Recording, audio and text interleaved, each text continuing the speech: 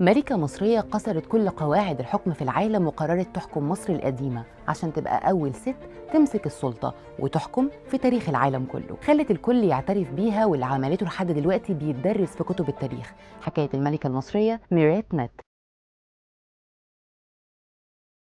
القصة بتبدأ في واحدة من أقدم وأخطر الفترات في تاريخ البشرية، في زمن الفراعنة، وقت الأسرة المصرية الأولى لما كانت مصر لسه بتبني نفسها كدولة قوية وكل حاجة فيها تتأسس من أول وجديد. وفي وسط العالم ده كله صراعات على الملك، وظهرت الملكة ميريت نت بنت الملك جار وزوجة الملك وجاد، واللي كان المفروض دورها ينتهي عند كونها زوجة ملك وخلاص. لكن اللي حصل كان عكس كل التوقعات. بعد وفاة زوجها العرش كان المفروض يروح لابنها دن، لكن المشكلة انه كان عيل صغير مش قادر يحكم بلد بحجم مصر وقتها. كان طبيعي ان حد من الرجال يتولى الحكم او الوصاية، لكن اللي حصل ان ميرات مات هي اللي اخذت القرار ووقفت قدام النظام كله وقالت للكل انا اللي هحكم. وفعلا بدأت تمسك زمام الامور، مش كوصية ضعيفة لكن كحاكمة حقيقية قوية. ميرات نت ما كانتش مجرد ست قاعدة تحافظ على الكرسي لابنها، لا، دي كانت صاحبة قرار، سيطرت على الحكم بالكامل وما كانتش بتسمح لأي حد يقرب من السلطة ولا ياخد قرار بديل عنها. وده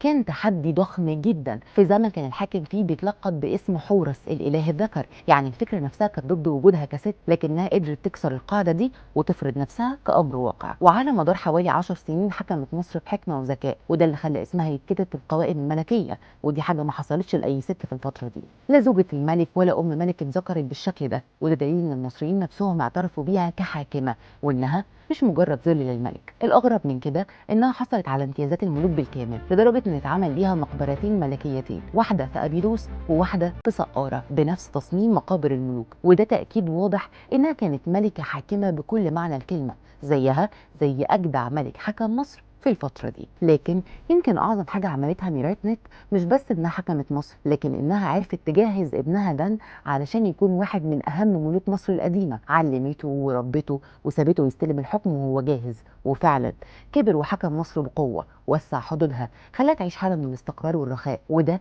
يخليك تفهم إن دورها ما كانش لحظة عابرة، لكنه كان تأسيس حقيقي لمستقبل دولة كاملة.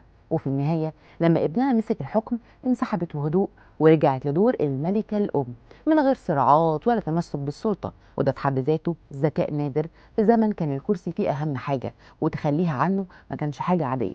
لكن هدف ميرات كان وصول ابنها للعرش بسلام، وعلشان كده قدرت تتحدى كل القواعد وتفرض نفسها في عالم بيحكمه ملوك كبار، وكتبت اسمها في التاريخ كأول امرأة تمسك السلطة في تاريخ البشر، واللي بتأكد إن القدماء المصريين دايما كانوا قادرين يبهروا العالم كله بإنجازاتهم، خاصة اللي بتتعلق بالست، واللي كانت في الوقت ده بتحظى بمكانة مهمة وكبيرة عشان تقدر تكون حاكمة وصاحبة نفوذ.